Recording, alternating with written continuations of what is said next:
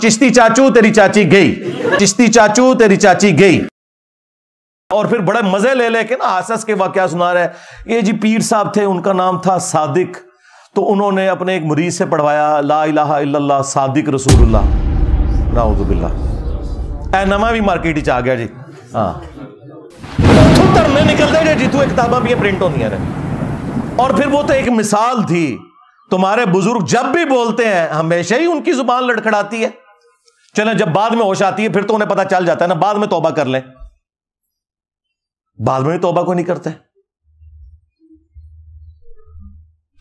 اور تیسری دلیل اس ویڈیو میں انہوں نے پیش کی. انہوں نے کہا کہ وہ دیکھیں قرآن پاک میں ہے کہ موسیٰ علیہ السلام کی جب پہلی ملاقات ہوئی اللہ تعالیٰ سے، جیسا کہ اس کی شان کے لائق ہے، تو درخت کی طرف سے آواز آئی تھی. وہ درخت اللہ تعالیٰ کی تجلیات کا مرکز بن گیا تھا. تو اس طرح ہمارے بزرگوں کی زبان اللہ تعالیٰ کی تجلیات کا مرکز بن جاتی ہے. اصل میں اللہ ان کے منہ سے بول رہا ہوتا ہے. استغفر اللہ. اور یار یہ عقیدہ تو ہمارا کسی نبی کے بارے میں نہیں ہے. رہ گیا یہ مثال دینا اس درخت کی یا کوہ طور کی مثال دینا کہ اس پہ اللہ نے تجلی ڈالی تھی. اس مثال کا تمہارے بابے سے کوئی لینا دینا ہے؟ آپ ہمیں پیغمبروں سے کوئی بات لا کے بتائیں کہ پیغمبروں کے اوپر کیفیت طاری ہوتی ہو اور پیغمبر اپنے منہ سے بول رہے ہوں اور وہ کہہ رہے ہوں کہ اس وقت اللہ میرے منہ سے بول رہا ہے. کفری عقیدہ ہے یہ. ہمارے محبوب علیہ السلام کے لیے بھی قرآن میں آیا وَمَا يَنطِقُ عَنِ الْهَوَىٰ إِنْ هُوَ إِلَّا وَحْيٌ يُوحَىٰ. یہ اپنی خواہش نفس سے کچھ نہیں کہتے، یہ وہ کہتے ہیں جو انہیں وحی ہوتا ہے. ہم تو رسول اللہ کے لیے بھی یہ نہیں مانتے کہ ان کے منہ سے اللہ بولتا تھا، وحی ہوتی تھی. کس بات کو کہاں جوڑتے ہیں جا کے. اور چوتھی دلیل یہ دیتے ہیں کہ جی وہ بخاری میں حدیث ہے ہاتھ بن جاتا ہوں، پاؤں بن جاتا ہوں. اچھا بس اتنی حدیث ہے. اس سے اگر اس قسم کا غلط کلمہ جو ہے نا وہ صادر ہو جائے تو اس کی تعویل کریں گے. اب میں اس کی تعویل کر رہا ہوں جو ہے نا لوائی اعظم من لوائی، میرا جھنڈا محمد کے جھنڈے سے بڑا ہے. صوفیاء یہ کہتے ہیں کہ یہ جس طرح حضرت موسیٰ علیہ السلام طور پہ گئے تو وہاں درخت میں سے آواز آئی انی انا اللہ رب العالمین. تو اللہ تعالیٰ بوٹے سے بول سکتا ہے، زبان ولی سے نہیں بول سکتا. اللہ یعنی آپ کہہ رہے ہیں کہ ہم یہ کہہ رہے ہیں کہ جب حدیث موجود ہے کہ میرا بندہ جب نوافل پڑھتا ہے تو میرے اتنے قریب ہوتا ہے، میں اس کی زبان بنتا ہوں جس سے وہ بولتا ہے.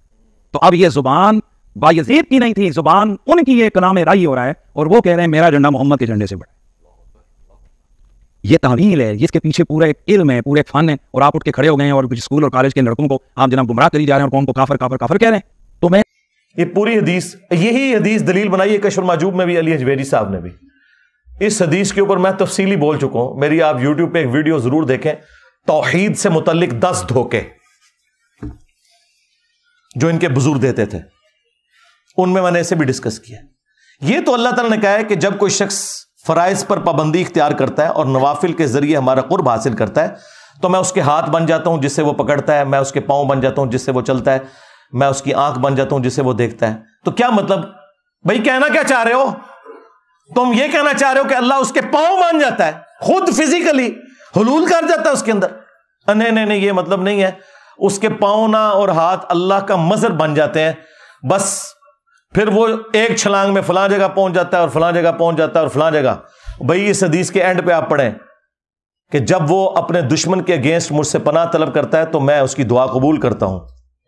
ہاں اگر وہ بن چکا ہے تو خود کیوں نہیں دشمن کی ایسے گیچی مروڑ دیتا؟ دعا کیوں مانگتا ہے؟ وہ تو مظہر بن چکا ہے نا. اس کا معنی بالکل یہ نہیں ہے.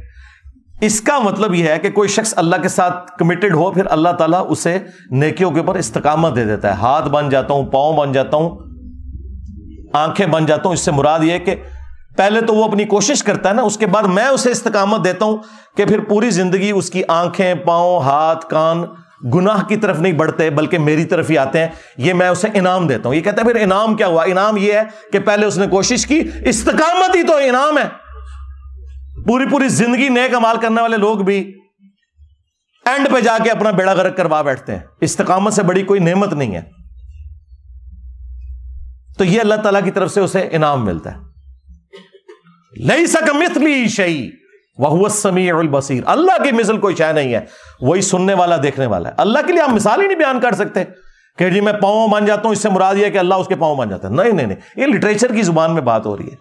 ہمارے نبی علیہ السلام کے لیے ہے نا، قل ان صلاتی و نسکی و محیای و مماتی للہ رب العالمین. اے نبی تم فرماؤ اپنی امت سے کہ بے شک میری نماز، میری قربانی، میرا جینا، میرا مرنا سب کچھ اللہ کے لیے.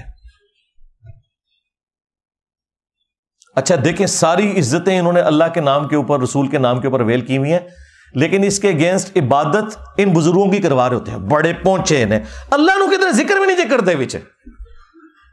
جب ٹیکنیکل ڈسکشن ہوتی ہے تو پھر اللہ کو بیچ میں ڈالتے ہیں. میں اسی پہ پھر عرض کرتا ہوں نا کہ عزتیں اویل کی تم نے اللہ اور اس کے رسول کے نام کے اوپر، عز و جل و صلی اللہ علیہ وآلہ وسلم. چندے بٹورے تم نے قرآن و سنت کے نام کے اوپر، سواریاں سوار کی تم نے مکے اور مدینے کے نام کے اوپر، اور پھینکی جا کے بغداد شریف، اجمیر شریف، دیوبند شریف، بریلی شریف میں. غداری کی ہے تم نے اللہ کے ساتھ اور اس کے رسول کے ساتھ، عز و جل و صلی اللہ علیہ وآلہ وسلم. پھر دیکھ لو اس غداری کا انجام کیا ہوا ہے. کتنی بڑی بلا اللہ نے تمہارے اوپر چھوڑ دی ہے. ہاں میرے نبی عیسیٰ ہے ہی کوئی نہیں، تیرے بابے تھے شے ہی کوئی نہیں. ہاں کہتے ہیں تاریخی اتنا بڑا فتنہ کوئی نہیں آیا. ہاں ہاں بالکل بالکل ٹھیک ہے، عربی والا فتنہ. واقعی ان کو تو آج تک کسی نے چیلنج نہیں کیا تھا. یہ بیٹھے ہوتے تھے حکومتوں میں، کوئی بات کرتا تھا اس کو خاندان سمیت غائب کروا دیتے تھے. یہ تو آج یہ ماڈرن ڈیموکریسی، ماڈرن جو ویلیوز اس وقت، اور سوشل میڈیا اور فریڈم آف ایکسپریشن کی برکات ہے. ادروائز یہ لوگ تو ابھی تک تو یہ حکومت کرتے آ رہے تھے، لیکن ہر عروج کو زوال ہے. یہ تو ہونا تھا ایک دن. وہ اللہ تعالیٰ کی سنت ہے، جس سے مرضی کروا لے. پیچھے تو اللہ ہوتا ہے نا، انسان تو کچھ بھی نہیں کر سکتا.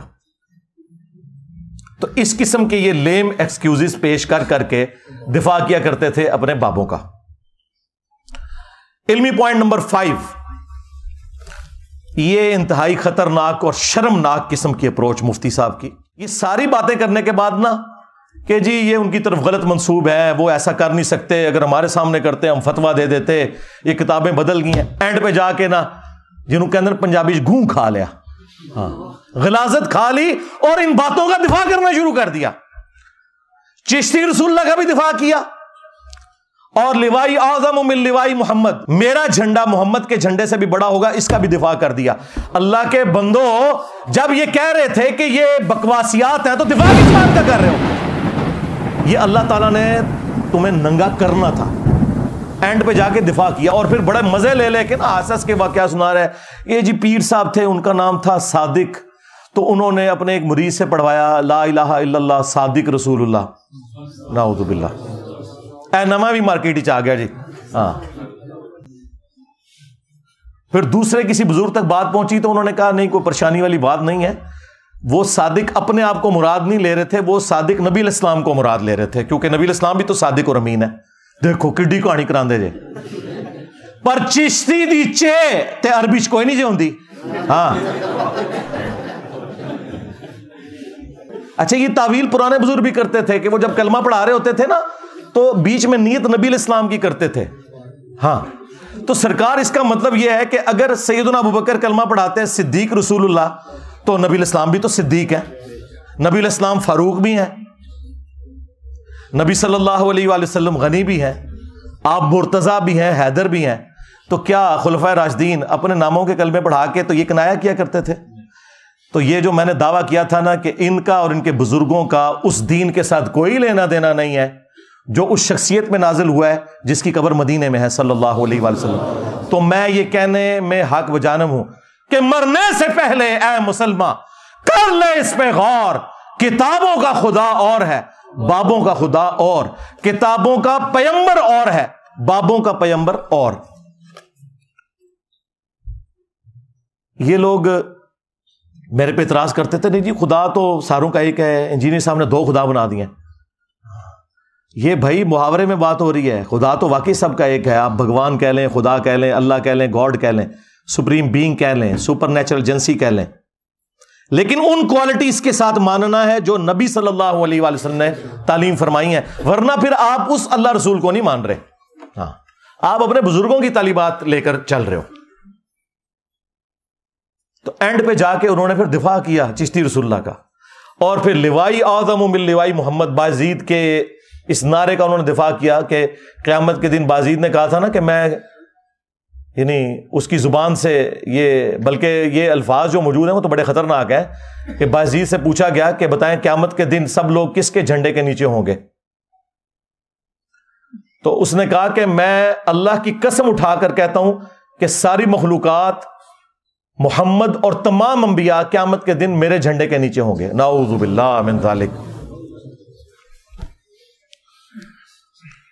تو مفتی صاحب نے اس کی تعویل کیا، جی اس کی تعویل میں یہ کرتا ہوں کہ ان کے منہ سے اس وقت اللہ بول رہا تھا، یہ پرانے بھی یہی کچھ کہتے تھے، تو اللہ کا جھنڈا تو محمد کے جھنڈے سے بڑا ہی ہوگا نا۔ ان ظالموں سے پوچھو کہ قیامت کے دن کیا اللہ کا جھنڈا اور محمد کا جھنڈا الگ ہوں گے، یا لواء الحمد اللہ کا جھنڈا محمد رسول اللہ صلی اللہ علیہ وآلہ وسلم کے ہاتھوں میں ہوگا؟ تو یہ کوئی تعویل بنتی ہے تمہاری؟ شرم نہیں آئی تمہیں یہ بات کرتے ہوئے؟ ہاں، بخاری مسلم میں ہے کہ قیامت کے دن ہر غادر اور خائن شخص کے لیے میدان محشر میں ایک جھنڈا بلند کیا جائے گا اور اس کو بلایا جائے گا، فلاں بن فلاں تو غدار ہے، آ یہ تیرے لیے جھنڈا گڑا ہے۔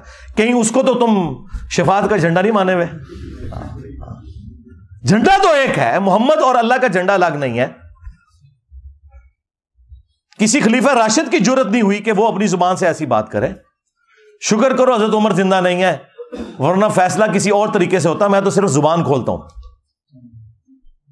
تو یہ وہ دفاع کر رہا تھا پہلے اتنی باتیں کر کے، تو یہ ایک ٹکٹ میں ایک ایک نہیں، دو دو نہیں، تین تین نہیں، چار چار مزے کرتے ہیں، اور میں نے ان کے چاروں مزے ہی خراب کر دیے ہیں اللہ کے فضل سے۔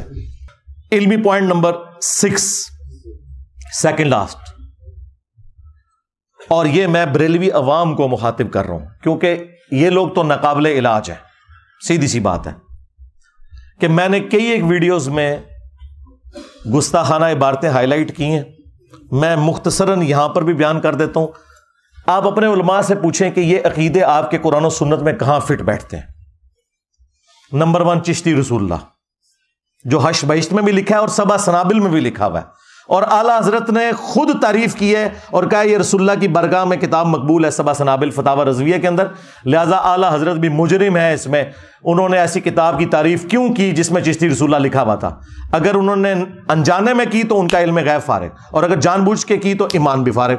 اب آپ فیصلہ کریں۔ جی وہ معین الدین چشتی صاحب خاص حالت میں تھے، مرید ہونے ایک شخص آیا تو پوچھا کلمہ کیسے پڑھتا ہے؟ اس بیچارے نے صحیح کلمہ سنایا، کہا نہیں ایک دفعہ نا اس طرح پڑھ، چشتی رسول اللہ کے ساتھ پڑھ۔ تو اس نے پڑھ دیا، تو کہتے ہیں خواجہ صاحب بہت خوش ہوئے، اسے مرید بھی کیا اور اسے انعامات سے نوازا، اور پھر جاتے ہوئے کہا کہ وہ میں نے تیرا امتحان لیا تھا، کلمہ وہی ہے بس۔ یہ جو آخری جملہ کہتے ہیں رجوع ہو گیا، سرکار رجوع اس طرح ہوتا ہے؟ خود تو دوسروں کو کہتے ہو کہ جو جھوٹی موٹی بھی قادیانی لکھ کے جرمنی چلا جائے تو اسے اعلانیہ توبہ کرنی ہوگی، تمہارے چاچے کو، تمہارے چاچے چشتی کو توبہ نہیں کرنی ہوگی؟ اور چاچا جی تھوڑی چاچی گئی، ہاں جب تو نے چشتی رسول اللہ پڑھایا تھا تیری بیوی فارغ ہو گئی تھی، سب سے پہلے تجھے دوبارہ چاچی لینی ہے جا کے واپس، اس کے بعد تیری بیعت بھی ٹوٹ گئی تھی۔ جب تک تو خود مرید نہیں ہوتا کسی کا تو آگے بیعت کسی کو نہیں کروا سکتا۔ جو ان کا ڈھکوسلا چل رہا ہے تصوف کا، مطلب میں تو اس کو فراڈ سمجھتا ہوں، سلسلہ ٹوٹ گیا تو اس نے بیعت کیا کیا ہے فراڈیے نے؟ نہیں جی یہ غلط منصوبہ ہے، پرنٹ کیوں کر رہے ہو؟ اتھے کیوں نہیں ترنے دینے جا کے؟ اتھوں ترنے نکل دے جی تو کتاباں بھی پرنٹ ہوندیاں نے، اتھے نہیں دیں دے۔ تو یہ بالکل فراڈ ہے۔ توبہ اسی طریقے سے ہوگی کہ میں نے کفر بکا تھا، سب سے پہلے میں کلمہ پڑھ کے مسلمان ہوتا ہوں، آج تم واپس چلا جا، میں پہلے خود کوئی پیر تلاش کروں گا، کوئی پھر نکاح خام تلاش کروں گا، اور نیا حق مہر بھی ہوگا، یہ ذہن میں رکھیے گا، ایویں نہیں چاچی واپس آندی، ہاں جب نکاح نیا ہوگا تو حق مہر بھی نیا ہوگا۔ چاچو تیری چاچی گئی، ہاں چاچو دی چاچی گئی، چاچی چ بھی چھے تے چاچو چ بھی چھے تے چشتی بھی چھے، اے ہن تھلے لکھیا کرو چشتی چاچو تیری چاچی گئی، لے جاؤ۔ جتھے کوئی بزرگاں دی گال کرن تھلے لکھو چشتی چاچو تیری چاچی گئی.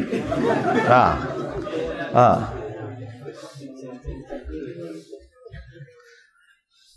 تو یہ اس طریقے سے جھوٹے جھوٹے دفاع کرتے ہیں. اللہ کے بندو, اس طریقے سے اگر معاملہ, اگر کلمہ ہی نہیں ہے تو پیچھے اسلام کیا رہ گیا؟ اور دوسرا ریفرنس ہے اشرف علی تھانوی رسول اللہ. آپ سوچ رہے ہوں کہ اس کا ذکر کیوں کر رہے ہیں بریلویوں کے ساتھ؟ اس لیے کہ بریلویوں کو یہی بات سمجھ آئے گی کیونکہ اشرف علی تھانوی رسول اللہ کو وہ کفر کہتے ہیں آلریڈی. اب ویسے خاموشی اختیار کر لی ہے. ایک مولوی نے تقریر ریکارڈ کی, کہتا رہا اشرف علی رسول اللہ کا سوال تو یہ علماء دیوبند خود جواب دیں گے, میں صرف چشتی رسول اللہ کا جواب دوں گا. ہائے ہائے کس طرح پرا بنے انہیں. یعنی ایک جملہ بولنے کے لیے تیار نہیں ہے, کہہ رہے ہیں وہ دفاع کریں گے. ایک جملہ بول دو نا کہ ہم 100 سال سے کفر کہہ رہے تھے, اب انجینئر کی وجہ سے اب ہم صرف انجینئر پہ بھونکیں گے, ان کو ہم کچھ نہیں کہیں گے, ہم اتنے معاذ نہیں کھول سکتے. وہ انجینئر کا حوصلہ ہے. ہاں تو یہ دوسرا ریفرنس بھی بریلویوں کے کھاتے میں ہے کیونکہ اب یہ خاموش ہو رہے ہیں, اور جب اس کو کفر کہیں گے تو ہم لا کے چشتی رسول اللہ سامنے رکھ دیں گے. آپ کہیں گے ہاں جی فتویٰ تو آپ پہلے ہی دے چکے ہو, لو تمہارے بابا جی اور چاچو جی اور چاچی جی فارغ. تیسرا ریفرنس میں نے کشف المحجوب سے دیا تھا. صحو اور سکر والے چیپٹر میں انہوں نے بایزید بستامی کا سکر بچانے کے لیے اور جنید بغدادی کا صحو بچانے کے لیے انبیاء اکرام کو تختہ مشق بنایا, اور انہوں نے کہا کہ جس طرح حضرت داؤد علیہ السلام کی بھی نظر پڑ گئی تھی نا اپنے ایک صحابی کی بیوی پر, اور انہیں پسند آئی اور جنگ میں آگے مروا دیا اور خود شادی کر لی, تو وہ حالت صحو میں تھے. یہ صحو سواد والا ہے, یعنی ہوش میں تھے. وہ ایک سین کے ساتھ صاحب ہوتا ہے, وہ بھول ہوتا ہے, تو اسی لیے انہیں بعد میں توبہ بھی کرنی پڑی. یہ جھوٹا واقعہ جو تورات میں لکھا تھا, اس سے انہوں نے جنید بغدادی کا صحو ثابت کیا کہ اگر کوئی بزرگ کام ڈال دے نا ہوش میں بھی, تو آپ نے کوئی فکر نہیں کرنی, وہ حالت صحو میں ہوتے ہیں. ہوش بھی کمپاؤنڈ پھر بھی تسی تعویل کرنی چاہتی. ہاں اور سکر انہوں نے کہا مدہوشی, تو اس کی مثال کیا نبی علیہ السلام کی جو نظر پڑی تھی ایک صحابی کی بیوی پر, نعوذ باللہ, زید ابن حارثہ کی, اور اللہ تعالیٰ نے اس صحابی کے دل میں اس کی نفرت ڈالی, پھر حضور نے ان سے شادی کر لی. یہ جھوٹا واقعہ, اس سے انہوں نے بایزید بستامی کا سکر ثابت کیا اپنے بابے کو بچانے کی خاطر. خود پیر کرم شاہ صاحب الازہری نے ضیاء القرآن تفسیر کے اندر لکھا ہے یہ کافروں کی سازش ہے یہ واقعہ ہماری کتابوں میں آنا. اور اسی پیر کرم شاہ صاحب نے جو ضیاء القرآن پبلیکیشن سے کشف المحجوب چھاپی, اس کے مقدمے میں اس کتاب کی تعریف کی کہ جدہ کوئی مرشد نہ ہو کتاب پڑھ لے, اور اس کے اندر وہ کفریہ واقعہ لکھا ہوا تھا.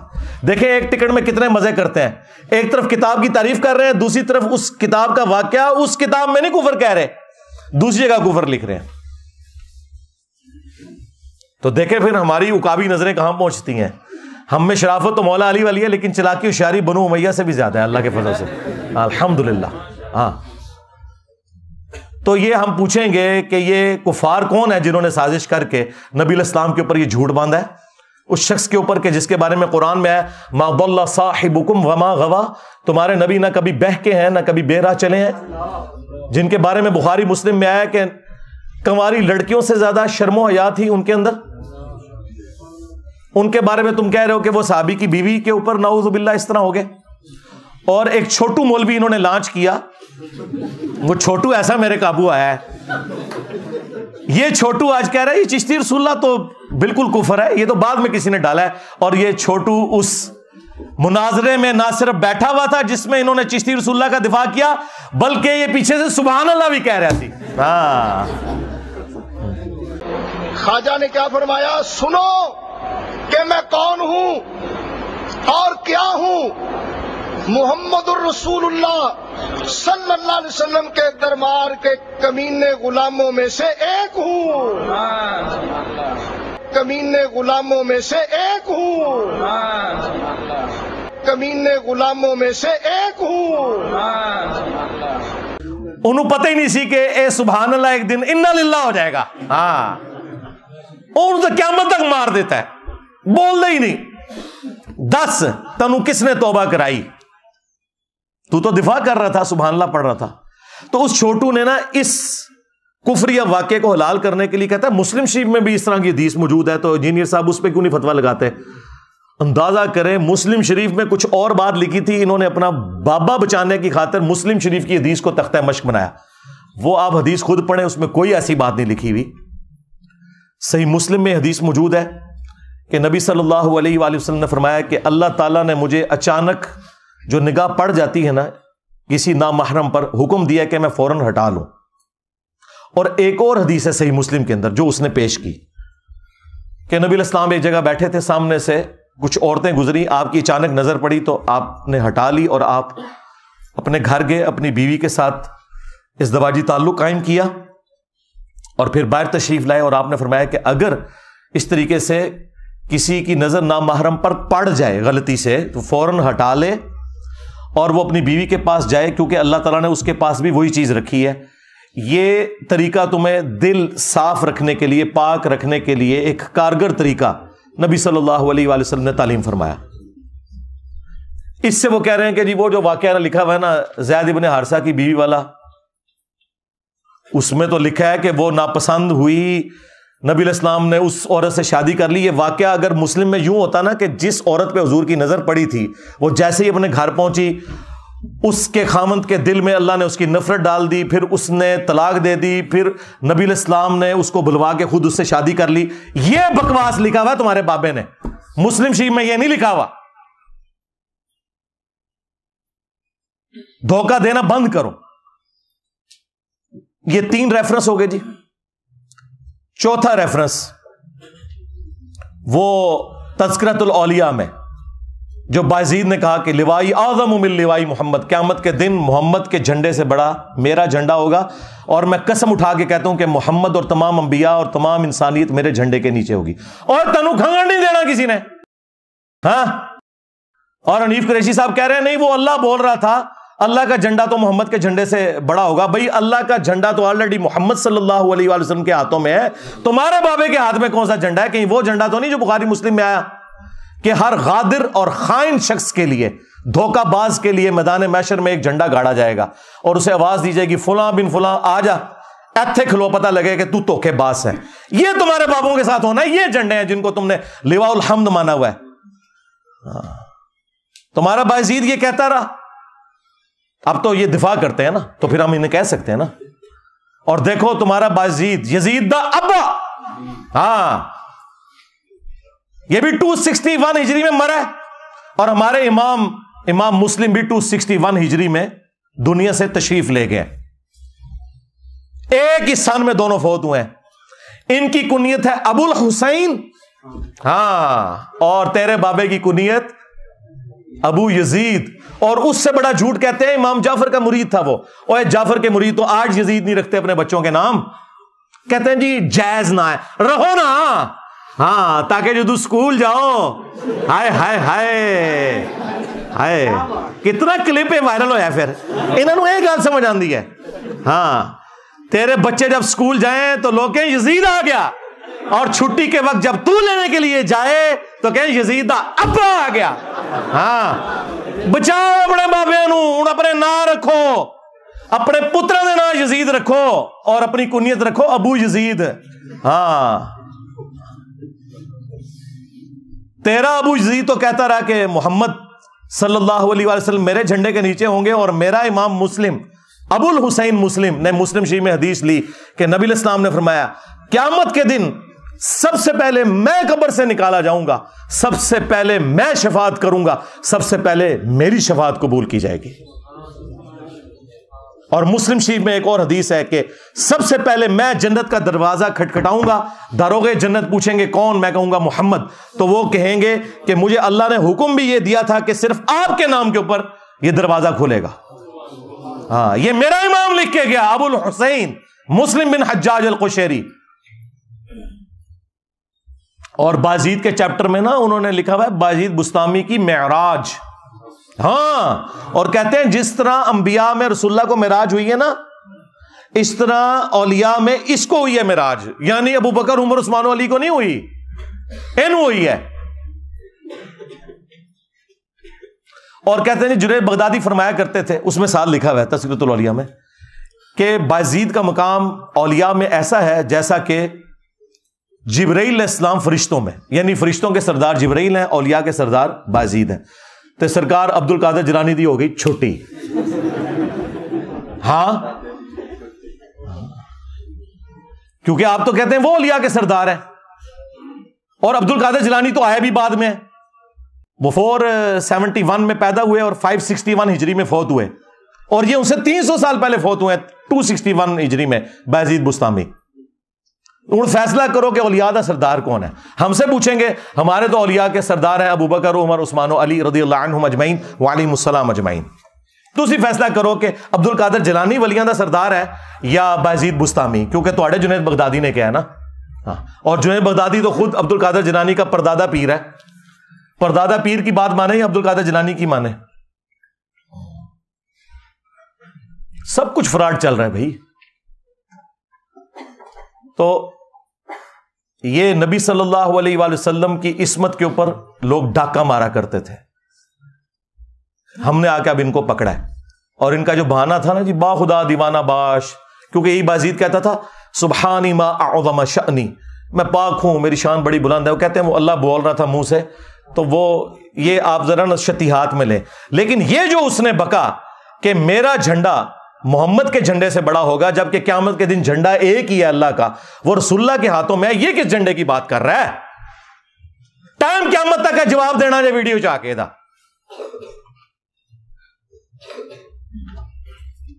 اور 5واں ریفرنس وہ کشف المحجوب میں بھی لکھا ہے، تذکرۃ الاولیاء میں بھی لکھا ہوا ہے. کہتے ہیں جی امام حنیفہ رحمۃ اللہ علیہ نے ایک دفعہ خواب دیکھی کہ وہ نبی علیہ السلام کی قبر مبارک کھود کے اس کے اندر اترے اور وہاں ان کی ہڈیاں جمع کی. نعوذ باللہ، اندازہ کرو. اور انہوں نے ترجمہ کیتا ہے استخوان مبارک، یعنی وہ ڈھانچے کو اتنی شستہ اردو میں لکھ دیا استخوان مبارک. ایک ہڈی کو دوسرے سے الگ کر رہے ہیں. گھبرا کے اٹھے، ظاہر خواب ہی بڑا شیطانی خواب تھا، اور اپنے دوست ابن سیرین کے پاس گئے. یہ یعنی امام حنیفہ پہ جھوٹ باندھا ہے، یہ انہوں نے ان کو اونچا کرنے کے لیے ان کی طرف منسوب کیا. ان کو ہم کچھ نہیں کہتے. تو انہوں نے کہا اس میں تسلی تھی کہ آپ نبی علیہ السلام کی سنتوں کو جمع کریں گے. یہ گستاخانہ خواب کیا اللہ تعالیٰ دکھا سکتا ہے کسی امتی کو؟ یہ گستاخی ہے. اس کی وجہ ہے کہ کسی امتی کا یہ عقیدہ نہیں کہ نبی علیہ السلام کی قبر مبارک میں ہڈی ہیں. یہ تو عقیدہ خود گستاخانہ ہے. اللہ نے اگر خواب دکھانا تھا تو دکھاتا کہ امام حنیفہ نبی علیہ السلام کے برتن جمع کر رہے ہیں، آپ کا آسا مبارک جمع کر رہے ہیں، آپ کے کپڑے مبارک جمع کر رہے ہیں، قبر میں اتر کے ہڈیاں جمع کر رہے ہیں، اور الفاظ ہیں ایک کو دوسرے سے چن چن کے علیحدہ کر رہے ہیں. اچھا جڑی وہ کیتیاں سن وہ کتنے نے لیاؤ کیڑی کتاب جو امام حنیفہ دی جہدے انہوں نے حدیثاں جمع کیتیاں نے؟ اے بھی کوڑ ہے تہاڈا. جنہوں نے حدیثیں جمع کی تھی ان کی تو کتابیں یہاں رکھی ہوئی ہیں. امام حنیفہ کی کتاب کدھر ہے؟ لے کے آؤ. جھوٹ. انبیاء کے جسم سلامت ہونا اس کی جڑ قرآن میں ہے. سورہ سبا کے اندر موجود ہے کہ حضرت سلیمان علیہ السلام لاٹھی کے سہارے یوں بیٹھ گئے اور ان کی روح پرواز کر گئی، اور کتنا عرصہ تک یوں ہی رہے، اور جنات کو پتہ نہیں چلا. وہ تو جب لاٹھی کو دیمک چاٹ گئی تو وہ جسم نیچے آیا تو پھر انہیں پتہ چلا. اور اللہ تعالیٰ نے کہا کہ اگر علم غیب ہوتا جنوں کے پاس تو یہ تکلیف نہ کاٹتے. تو لاٹھی کتنی دیر میں چاٹی ہوگی دیمک نے؟ ہفتوں مہینوں چاہیے. جسم پہ کوئی کیڑا نہیں آیا. اور قبر مبارک کے اندر ابو داؤد میں حدیث موجود ہے، ان اللہ حرم علی الارض ان تاکل اجساد الانبیاء، بے شک اللہ تعالیٰ نے حرام کر دیا انبیاء کے حق میں کہ مٹی ان کے جسموں کو کھائے. بعض لوگ اس روایت کے اوپر کلام کرتے ہیں، اس عقیدے پہ نہیں، لیکن امت کی اکثریت اس روایت کو صحیح مانتی ہے. صرف امام بخاری کا اختلاف ہے، وہ تفرد ہے. لیکن امام بخاری نے صحیح بخاری میں لیا ہے کہ حضرت عمر کی وفات کے 70 سال کے بعد آلموسٹ جب حجرہ عائشہ گر گیا تو ایک پاؤں ظاہر ہوا. لوگوں نے استغفار پڑھی کہ یہ پاؤں نبی علیہ السلام کا ہے. تو بعد میں عروہ ابن زبیر کو بلایا گیا جو سیدہ عائشہ کے بھانجے تھے، محرم تھے، وہ اس حجرے میں اکثر جایا کرتے تھے. انہوں نے جب پاؤں دیکھا انہوں نے کہا نہیں یہ حضرت عمر کا پاؤں ہے، اس جگہ حضرت عمر کی قبر تھی. اچھا اس میں یہ نہیں ہے کہ پھر حضرت عمر نے اپنا پاؤں خود اندر کر لیا، نہیں، انہوں نے اندر کر کے ان کو آج بھی نبی اسلام کی قبر کھودیں گے، نبی اسلام آپ کو اسی حالت میں نظر آئیں گے جیسے آپ کو دفنایا گیا تھا. ہاں، کوئی چلتے پھرتے نظر نہیں آئیں گے. جو انبیاء کا قبروں میں نماز پڑھنا یہ سب کچھ برزخی ہے. اسی طریقے سے بیت المقدس میں جمع ہونا یہ سب کچھ برزخی ہے. تو امام بخاری اس عقیدے کو صحیح مانتے تھے. اور وہ حدیث جو المصنف ابن ابی شیبہ کے اندر موجود ہے اور ہمارے استاد شیخ زبیر صاحب نے فضل الصلاۃ علی النبی میں بھی لی ہے، حضرت عمر فاروق رضی اللہ تعالیٰ عنہ کا قول ہے، جب وہ دانیال علیہ السلام کی وہ ایک جسم مبارک کا تابوت نکلا تو پھر انہوں نے وہاں تستر نامی جگہ جہاں سے یہ نکلا تھا انہوں نے پھر خط لکھا کہ یہ اللہ کے پیغمبروں میں سے ایک پیغمبر کا تابوت ہے، اور اللہ کے جو پیغمبر ہوتے ہیں ان کی لاش کو نہ مٹی کھاتی ہے، نہ آگ جلاتی ہے، اور نہ درندے کھاتے ہیں. یہ پروٹوکول ہے. یہ وہ حدیث ہے جسے سارے صحیح مانتے ہیں، یعنی یہ عقیدہ اپنی اصل میں ٹھیک ہے. تو اب مجھے بتائیں انہوں نے یہ عقیدہ کہاں سے نکال لیا کہ جی قبر مبارک کے اندر ہڈیاں؟ کہتے ہیں جی خواب پہ تو کوئی اختیار نہیں. ہم کہہ رہے ہیں اختیار کوئی نہیں، لیکن اسے شیطانی خواب کو نا، اس کو تم فضیلت بنا کے کیوں پیش کر رہے ہو؟ ہم بھی کہہ رہے ہیں یہ شیطانی خواب ہی اکثر تمہارے بابے دیکھتے تھے. وہ نبی الاسلام کا جسم مبارک کیوں کہہ رہے ہو؟ یہاں میں تم سے اختلاف ہے. لو جی، یہ میں نے 5 حوالے دیے، اور اس سے پہلے میں نے اسی پارٹی کے ایک اور بندے کو بھی دیے تھے، بریلوی پارٹی میں جو دوسری طرف ہے، جس طرح وہ رائٹسٹ ہوتے ہیں اور لیفٹ والے لوگ ہوتے ہیں نا، اس وقت بریلیوں میں بھی 2 پارٹیاں بن گئی ہیں نا. ایک کو لیڈ کر رہے ہیں مفتی اشرف آصف جلالی صاحب، ڈاکٹر اشرف آصف جلالی صاحب. انہیں بھی میں نے یہ کہا تھا، انہوں نے کہا تھا انجینئر جس چیز کے اوپر تجھے ہے نا اپنا مسئلہ وہ تو ویڈیو میں بیان کر. تو وہ میں نے بیان کیا ہوا ہے، آج تک کسی نے کوئی علمی جواب نہیں دیا. یہی 5 حوالے میں نے ان کو بھی دیے تھے پنجتن پاک کی نسبت سے. یہی 5 حوالے آج میں نے دوسری پارٹی کو بھی دیے ہیں، حنیف قریشی صاحب، کیونکہ مفتی حنیف قریشی کو یہ رافضی کہتے ہیں اور یہ ان کو ناسبی کہتے ہیں. اسی لیے وہ دادا دربار گئے تھے تو انہوں نے تقریر نہیں کرنے دی مفتی صاحب کو، بھاگنا پڑا وہاں سے. تو بریلویوں میں بھی اس وقت 2 بڑے دھڑے بنے ہوئے ہیں. تو اس کو تو میں نے پہلے دیا تھا، مفتی صاحب کو میں نے اب دے دیا، اور میں نے کوئی بے احترامی مفتی صاحب کی نہیں کی. امید ہے وہ ویڈیو میں آ کے جواب دیں گے اور ان ساری باتوں میں اپنی عوام کو سیٹسفائی کریں گے. ہمیں سیٹسفائی کرنے کی ضرورت نہیں، آپ اپنی پبلک کو خود جواب دیں. اور علمی پوائنٹ نمبر 7 جو آخری، جو ان کے پاس حربہ ہوتا ہے کہ جی انجینئر صاحب کو ہمارے ساتھ بٹھا دیں یا میرے پاس آ جائیں یا میں اکیڈمی آ جاتا ہوں. سرکار اس کی ضرورت ہی نہیں ہے. آپ اپنی کوئی نمائندہ شخصیت کی بات کریں. اس کی وجہ ہے کہ آپ کو تو اکثریت نہیں مان رہے. اکثریت تو پارٹی وہ ہے جو الیاس قادری پارٹی اور ڈاکٹر اشرف آصف جلالی پارٹی ہے، وہ تو آپ کو رافضی مانتے ہیں. تو آپ بریلویوں کے کہاں سے نمائندہ ہو گئے؟ سیدھی سی بات ہے، میجورٹی تو ان کے ساتھ ہے. آپ کو کس نے نمائندہ شخصیت بنا دیا؟ اور ان کی بھی بات ہم کریں گے، وہ بھی نمائندہ شخصیت نہیں ہے ڈاکٹر اشرف جلالی، کیونکہ دوسری پارٹی ان کے خلاف ہے. نمائندہ شخصیت ہے مفتی منیب الرحمان صاحب. ہاں، جب سعد رضوی صاحب کے دھرنے کے اوپر مشکل وقت آیا تھا تو اس وقت کے آرمی چیف نے مفتی منیب صاحب کو بلا کر ثالثی کروائی تھی. وہ ہے نمائندہ شخصیت. تو نکالو اپنے بڑوں کو، ہاں ہوا لگواؤ 14 اگست کے اوپر. ہاں یار، ہمارے پاکستانی قوم بھی اپنے صدر پاکستان کو ہوا لگواتی ہے. ہاں، حالانکہ ڈیموکریٹک سسٹم میں صدر کے عہدے کی کوئی ضرورت ہی نہیں. یہ کروڑوں اربوں روپے کا نقصان پاکستانی نیشن کے اوپر انہوں نے تھوپا ہوا ہے. پرائم منسٹر ہے، بس صرف ایک اعزازی ہوتا ہے. تو اپنے بڑوں کو ہوا لگواؤ نا. دیکھو، جب ہمارے صحابہ کرام پر برا وقت آیا، غزوہ حنین کے موقع پر ایک تکبر والا جملہ صحابہ کی زبان سے نکل گیا. سورہ توبہ میں آیا، اپنی کثرت کے اوپر انہوں نے تعجب کیا تو اللہ تعالیٰ کہتا ہے پھر بھاگنے کی جگہ نہیں ملی. ہاں جی، ہم بدر میں 313 تھے، غالب آئے، آج تو ہم ہزاروں میں ہیں. قبیلہ حوازن کے تیروں کا مقابلہ نہیں کر سکے، اور 12,000 کے لشکر میں صرف 80 بندے نبی الاسلام کے ساتھ رہ گئے. اور نبی الاسلام اپنے خچر پہ اکیلے آگے بڑھے 80 لوگوں کو ساتھ لے کر، اور آپ کی مہار آپ کے چچا زاد ابو سفیان بن حارث نے، یہ مامو جی کے والد نہیں ہے، یہ نبی الاسلام کے چچا زاد ہے، ابو سفیان بن حارث.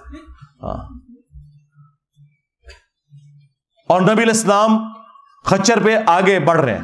انا النبی لا کذب، انا ابن عبد المطلب، میں نبی ہوں، اس میں کوئی شک نہیں، میں عبد المطلب کا بیٹا ہوں، اس میں کوئی شک نہیں.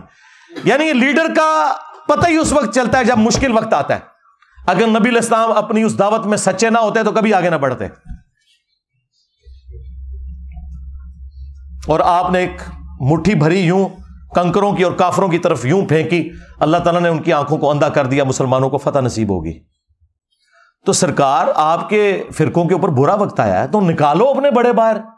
ہاں نکلے مفتی منیب صاحب, میں ہوں مفتی منیب, اس میں کوئی شک نہیں, میں ہوں مفتی اعظم پاکستان. انجینئر کدھر ہے, نکل آ.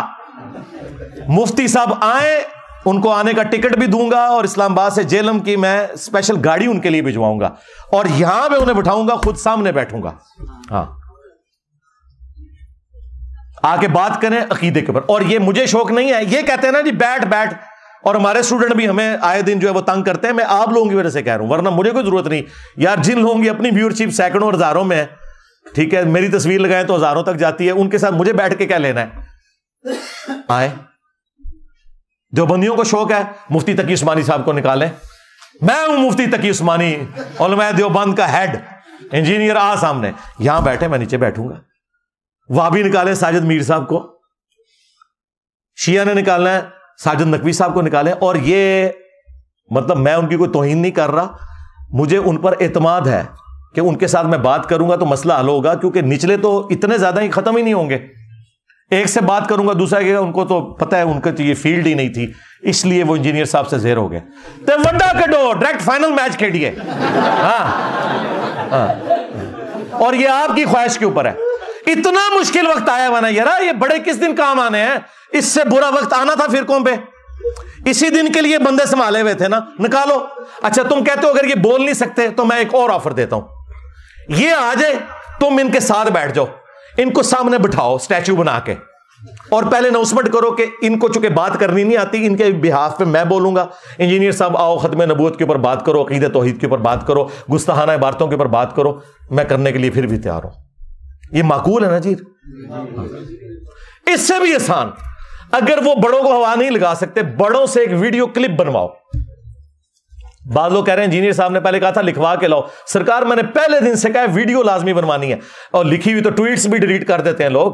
ویڈیو چاہیے کہ یہ میرا بچہ, یہ میرا ریپریزنٹیٹو ہے, اس کی جیت میری جیت, میری جیت میرے فرقے کی جیت, اس کی ہار میری ہار, اور میری ہار میرے فرقے کی ہار ہے. سرکار یہ باتیں ہیں, اسی لیے تو وہ ایک گلے پھاڑنے والے کو ان کے بڑے نے فارغ کر دیا تھا کہ تیری وجہ سے میری داڑھی پٹی جاتی ہے, تو آئے دن جا کے گل کرنا ہے اور سیدھا میرا نام لینا ہے, کڈو ساجد میر صاحب نو, ساجد میر صاحب نو. انہوں نے کہا تو منو بڑا بے شرم آدمی ہے, تو آئے دن میری داڑھی پٹوانا ہے تو. اور حقیقت بات ہے وہ بہت ماڈریٹ آدمی ہے, ساجد میر صاحب انتہائی ماڈریٹ آدمی ہے, وہ اس طرح کے نہیں ہے. وہ ہمارے استاد جو پروفیسر احمد رفیق اختر صاحب, ان کے پروگرام میں بھی وہ جایا کرتے تھے, مہمان خصوصی ہوتے تھے. اتنا ان کے اندر یعنی ٹالرنس موجود ہے. تو اس کی وجہ سے ان کو بھی سننی پڑتی ہیں. اور یہ میں سب کچھ صرف ان لوگوں کی خواہش پہ کہہ رہا ہوں, مجھے کوئی ضرورت نہیں ہے. اپنے بڑوں کو لانچ کریں یا ان سے ویڈیو اس طرح بنوائیں, اور ٹائم قیامت تک جائے. یہ میں نے اس آخری بات کا جواب دیا جو انہوں نے کہا کہ جی وہ بھی کلپ بناتے ہیں, میں بھی کلپ بناتا ہوں, تو مسئلہ ختم نہیں ہوتا. سرکار مسئلہ ختم ہو گیا ہے. مسئلہ ختم یہ ہوا ہے کہ تمہاری عوام یہاں آ گئی ہے, مسئلہ ختم ہو چکا ہے. مجھے تو کوئی مسئلہ نہیں ہے. تم نے اپنی عوام کو اگر واپس لینا ہے تو انہیں قائل کر لو, سیدھی سی بات ہے. میرے ساتھ بیٹھ کے کیا لینا ہے, میرے ساتھ بیٹھنا ہے تو پھر میں نے جو آپ کو یہ ساری چیزیں بتائی ہیں وہ آپ کے سامنے.